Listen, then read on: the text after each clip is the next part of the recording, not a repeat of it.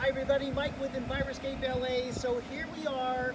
If you want to know how to protect the ocean, how to help the ocean, how to sustain the ocean, this is the video for you. So here's what's going on. One of the things that's ruining our oceans is rainwater that falls on our roof. It goes out to the street and then it picks up motor oil and brake dust and so on, and then it goes out to the ocean. It's killing our oceans. So what can we do to protect our oceans?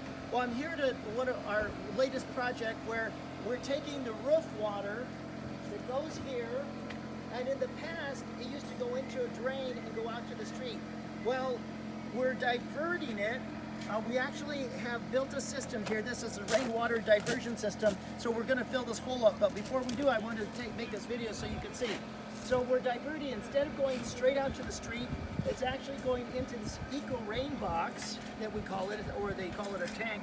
And then we wrapped it up with landscape fabric. On the bottom, there's nothing there, and it actually will sink into the ground where all those pollutants will avoid going out to the street.